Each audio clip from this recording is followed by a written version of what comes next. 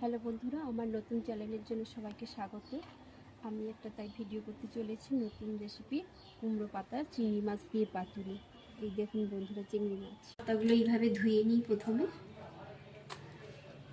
ধুয়ে এইভাবে রেখে দিচ্ছি।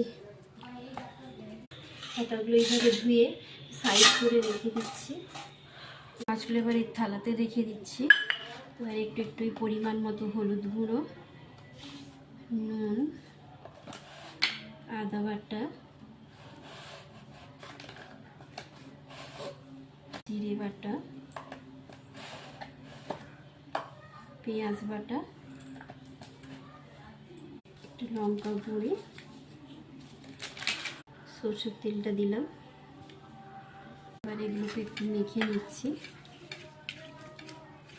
মেখে পাতার উপরে সাইজ করে নেব। পাতাটা বিছিয়ে নিচ্ছি। এইভাবে পরিমাণ মতো চিংড়ি মাছ দিচ্ছি। এইভাবে মুড়ে নিচ্ছি।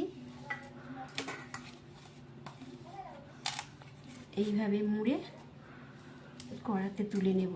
এইভাবে সবগুলো করে নেব।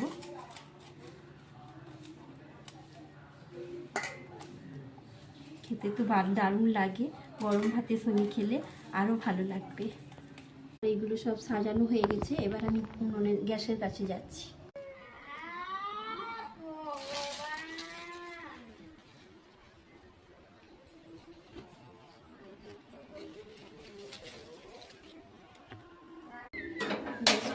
জ্বালিয়ে নিচ্ছি।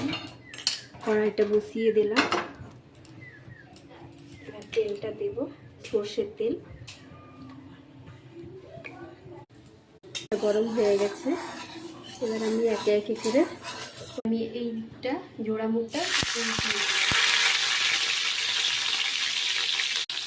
হয়ে গেছে। আরেকটু উল্টে দিলাম। এটা হয়ে গেছে বন্ধুরা, একটু নামিয়ে নিচ্ছি। এবার এইগুলো উল্টে দিচ্ছি। আমার এগুলো হয়ে গেছে। এবার একে একে করে নামিয়ে নিচ্ছি।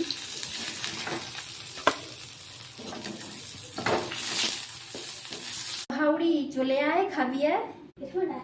হ্যাঁ, আমি এই যে পাতুরি করেছি কুমড়ো পাতা, খেয়ে দেখ চিংড়ি মাছ দিয়ে। দারুণ হয়েছে পাতুরিটার সাইজ।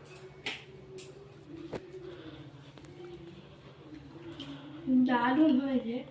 তোমরাও বাড়িতে বানিয়ে খাবে, দেখবে দারুণ লাগবে। ভিডিওটা ভালো লাগলে অবশ্যই লাইক, শেয়ার, কমেন্ট করে দেবে। আজকের মতন টাটা।